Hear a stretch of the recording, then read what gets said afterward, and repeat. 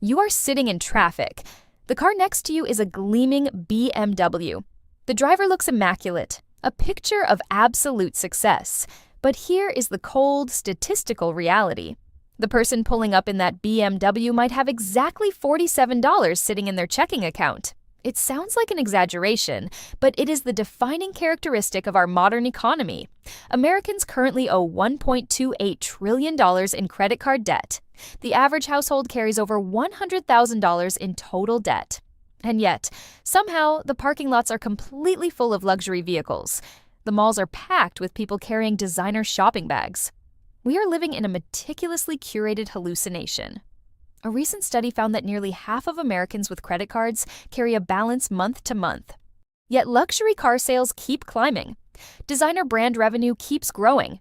The disconnect between what people actually possess and what they are willing to spend has never been wider. Something doesn't add up.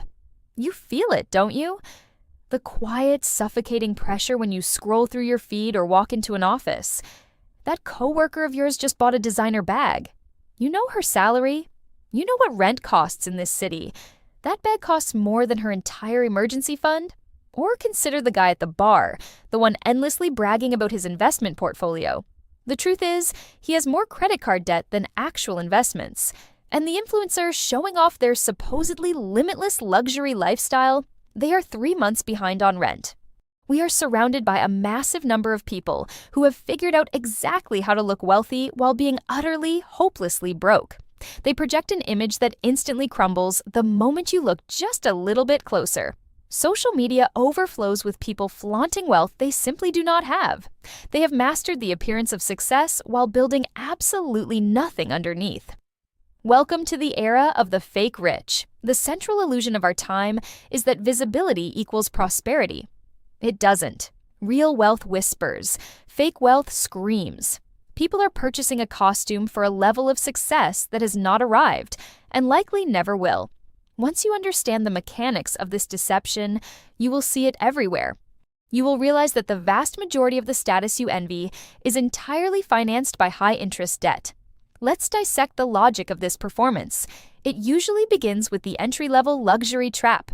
Someone buys the absolute cheapest version of the most expensive brand.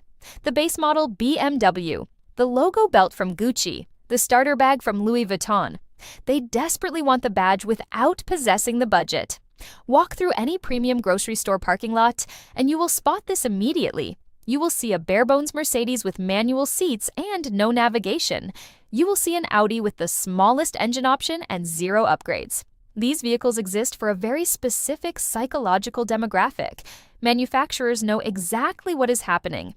People want the emblem on the hood far more than they want the actual driving experience. Here's the fascinating part. A fully loaded Honda Accord costs roughly the same as a base model luxury sedan. The Honda has better features, a more comfortable interior, vastly superior reliability, and lower maintenance costs. But the person chasing status does not want a Honda. They want other people to see the 3-pointed star or the 4 rings. But the purchase price is merely the entry fee to a very expensive club. That entry-level luxury car comes with luxury maintenance costs, premium gas instead of regular, higher insurance premiums, and far more expensive parts when something eventually breaks. The base model Mercedes costs significantly more to own than the fully loaded Toyota. Not just upfront, but every single month for years. The math gets brutal. Someone pretending to be rich might spend 20 to 30% of their income just on looking wealthy. Someone who is actually wealthy spends perhaps 2 to 5% on these exact same categories. And then there is the leasing cycle. This deserves intense scrutiny because it has become so dangerously normalized that people no longer recognize it as a massive red flag. When you lease a vehicle, you are fundamentally paying for the steepest depreciation years, the absolute most expensive period of a car's life, and then you are giving the car back. The dealer estimates what the vehicle will be worth at lease end, and you pay the difference between the purchase price and that residual value, plus interest, taxes, and fees. A $50,000 car that is worth $30,000 after 3 years means you are essentially financing $20,000 of pure depreciation plus interest. Then, like clockwork, you return it and start over with a new lease, paying those same fees and that same steep depreciation all over again on a fresh vehicle. This cycle never ends. Lease, return, lease, return. It is a system of perpetual payments with zero equity ever. Someone who leases continuously for 20 years has made hundreds of thousands of dollars in payments and owns absolutely nothing at the end. Leasing is one of the most mathematically expensive ways to operate a vehicle over a lifetime, but it lets people afford the monthly payment on vehicles they couldn't actually purchase. That is the entire appeal.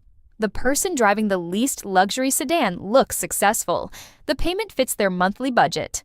What doesn't show is that they are building zero equity, paying premium insurance rates, and locking themselves into perpetual payments with nothing to show for it. If you genuinely wanted a luxury vehicle for reasons beyond status, buying used makes far more sense financially. But buying used doesn't provide the new car smell and the pristine badge that the fake rich identity desperately requires. Consider the micro scenario of the designer item that mathematically eclipses reality. This might be the most alarming symptom. Someone carrying a $5,000 bag with $2,000 in savings. A luxury watch strapped to the wrist of someone with a maxed-out credit card. This happens constantly. There is an old, unforgiving rule in finance. If you can't afford to buy it twice, you can't actually afford it. If a single purchase represents 2 or 3 months of your income, that is not wealth. That is living dangerously above your means while frantically creating the illusion of prosperity. Think deeply about what that bag actually represents. It is not accomplishment. It is not a marker of smart financial decisions. It is simply a willingness to sacrifice future security for present appearance.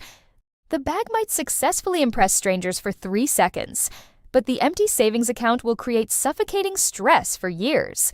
Some people literally finance designer purchases, paying high interest on a handbag, making monthly payments on a watch. The item physically depreciates while the debt relentlessly accumulates.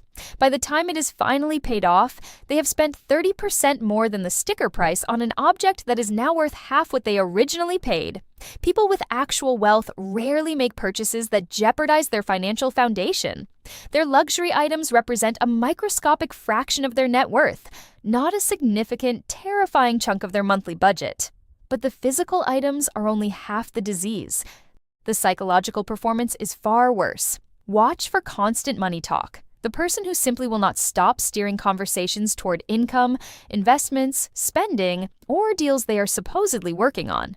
Every topic somehow inexplicably circles back to finances, and always in a way that makes them look highly successful. You could be discussing pizza toppings, and this person finds a desperate angle. They'll say, "Oh yeah, I used to eat that before I started making real money." You mention a vacation, and suddenly they are explaining their complex travel reward strategy that only works because of how massively much they spend. You share news about a friend's success, and they immediately pivot to their own achievements within 2 sentences. Then there is the one-upper. Whatever you have done, they have somehow done something better. Whatever you bought, they bought something far more expensive. Whatever you accomplished, their version was more impressive. You get a promotion, they got a bigger one. You went on a nice vacation. They spent 2 weeks in the south of France flying business class. You bought a new watch. They exhaustively explain why theirs has a superior mechanical movement and claim you can hear the difference in how the second's hand ticks. Picture this unbearable dynamic at a dinner party. Someone nervously shares that they just closed on their first home. Before anyone can even offer a congratulation, the one-upper jumps in. "That's great, but you really should have waited for a bigger place. When I bought my first property, I made sure it was at least 4 bedrooms because anything smaller doesn't appreciate as well." The excitement instantly drains from the room. The person who just achieved something deeply meaningful now feels small. This isn't normal conversation, it is competition. Every interaction becomes a contest where they are biologically compelled to win. The psychology here is painfully transparent. One-upping comes from profound insecurity, not confidence. People pretending to be rich feel actively threatened by any success that isn't theirs. Your good news diminishes them somehow, so they reflexively minimize your achievement while amplifying their own. And notice the tense they speak in. They talk about money they are about to make rather than money they have actually made. I've got a huge deal closing next month. Once this investment pays off, everything changes. I'm working on something that's going to be massive. Always future tense, because the present reality does not match the projected image. The money isn't real until it hits your bank account. Deals fall through, investments go sideways, opportunities evaporate. But the fake rich talk about projected income as if it has already been deposited because their current reality simply isn't impressive enough. Another devastating tell is confusing revenue with profit. Someone will brag endlessly about their business doing $500,000, conveniently omitting that their actual take-home pay was $50,000. It is still decent money, but it is entirely not the flex they are presenting. The exaggeration explicitly reveals the insecurity. This bleeds directly into their social media performance. The meticulously curated feed of luxury experiences, expensive purchases, and lifestyle content is deliberately designed to project wealth, regardless of whether that wealth actually exists. If someone's money is real, they do not need to document every single waking moment for strangers on the internet. But for the fake rich, wealth only becomes real when it is validated by likes and comments. The experience isn't complete until it is posted. The purchase isn't satisfying until others have seen it. Showing off gets infinitely more engagement than showing discipline. A spend $1,000 at the mall with me video vastly outperforms watch me add $1,000 to my emergency fund. One feels aspirational, the other feels boring. This creates a sickeningly perverse incentive. People quickly learn that projecting wealth generates immense attention, regardless of whether the bank account matches the broadcast. So, they perform prosperity while building absolutely nothing. Social media exclusively shows highlights, not reality. But the fake rich require you to believe that their highly edited highlights are their everyday existence. Some profiles boast millions of followers, but their comment sections are full of bot accounts endlessly repeating the same generic phrases. They are literally buying the appearance of influence to support the crumbling appearance of wealth. Layers of fabrication stacked precariously on top of each other. It reaches the point of absolute absurdity with counterfeit goods. If someone is carrying fake designer items, they are quite literally walking around advertising that they are pretending to be something they are not. A decent knockoff bag might cost $200 or $300. For that exact same money, you could easily buy a genuinely well-made bag from a brand that isn't pretending to be something else. Real leather, quality construction, original design, just without the famous recognizable logo. But that is entirely not what the fake rich want. They don't actually care about quality or craftsmanship. They care exclusively about the perception that comes attached to the logo. They will happily pay $200 for a poorly made fake rather than $200 for a well-made original simply because the fake carries a name that other people recognize. Some claim they just like the design. But if that were true, why intentionally choose a knockoff of a highly specific luxury brand? Why not buy something original from a company you can actually afford? The brand choice reveals the dark motivation.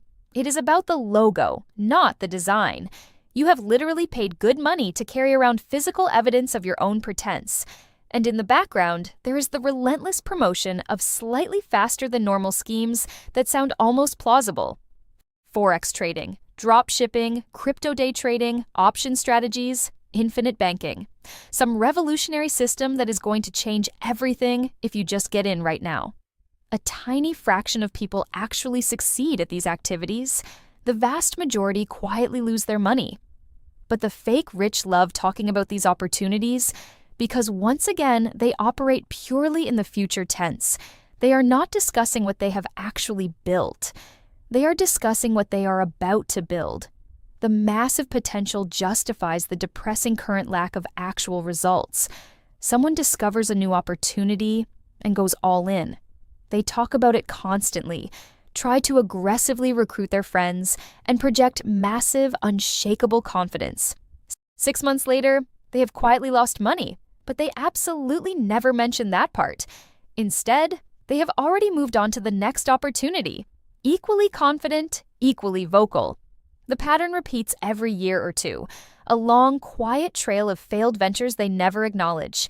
Admitting failure would completely shatter the fragile identity they have constructed. When someone simply cannot stop talking about their next big opportunity, it is a mathematical certainty that their current opportunity is not delivering what they claim. Time is the ultimate judge of this performance. Every month, more money inevitably flows toward maintaining a hollow image, while absolutely nothing flows toward building substance. The luxury car needs its expensive maintaining. The designer wardrobe demands updating. The lifestyle requires constant, exhausting sustaining. The person desperately pretending to be rich almost always ends up far poorer than they started. The sheer effort of appearing wealthy actively prevents the accumulation of actual wealth. You are running on a treadmill that speeds up the longer you stay on it. You are working harder and harder, sacrificing months and years of your life just to maintain a fragile illusion that delivers nothing real. That difference in spending, the 20 to 30% spent on looking wealthy versus the 2 to 5% spent by the genuinely wealthy, compounds over decades. It compounds into hundreds of thousands of dollars that never get invested. While you are busy financing depreciation and paying high interest on costumes, the truly wealthy are quietly letting compound growth do the work in accounts that nobody else ever sees. The years slip by. The fake rich buy the status symbol first and desperately hope the wealth follows. It rarely does. Truly wealthy people often buy their flashy items long after they have built substantial, unshakable wealth. You have to fundamentally change how you process the concept of prosperity. The fake rich optimize for how things look to others. Every single financial decision passes through a toxic filter of external perception. Will this impress people? Will this signal status? Will this make me appear successful? The actually wealthy optimize for how things work for themselves. Does this purchase make mathematical sense given my goals? Does this decision move me incrementally toward financial freedom? Does this choice align with what I actually value and not what I desperately want others to think I value? Real wealth is not about what you are able to show to strangers. It is entirely about what you have built. It is the absolute freedom to make choices without the crushing weight of financial pressure. It is the deep, quiet security of knowing you can handle emergencies. Real wealth allows someone to be genuinely happy for others. Fake wealth requires constant, exhausting comparison and conquest. Look at photos of actual billionaires on completely ordinary days. Mark Zuckerberg wears the exact same gray t-shirt constantly. Warren Buffett drives a modest car and lives in the exact same house he bought decades ago. Many of the wealthiest people on earth you would pass on the street without a second glance. They have absolutely nothing to prove. Their identity isn't tied to what strangers think of their appearance. The fake rich operate from the exact opposite psychology. They feel they have everything to prove. So every single item becomes a desperate statement. Every accessory becomes fabricated evidence. The louder the display, the more desperate the attempt. When every single item someone wears is meticulously designed to signal wealth, that signal just becomes noise. It reads as desperate rather than successful. One approach slowly builds wealth, the other rapidly bleeds it. One path is incredibly expensive, deeply exhausting, and leads absolutely nowhere. The other path builds quietly, in the background, until one day you wake up and realize you have the kind of options most people only pretend to have. The goal isn't to look rich, the goal is to actually be rich. Real wealth whispers. It doesn't need anyone to notice. It doesn't require a single like or a shred of external validation. It exists solidly, whether or not anyone else ever sees it. The next time you see someone projecting perfect prosperity, look a little closer at the cracks. The base model luxury car, the frantic constant money talk, the designer items that might cost more than their entire savings account. Fake rich is everywhere once you know what to look for. The illusion is perfectly maintained on the outside, while it slowly, silently bankrupts them on the inside.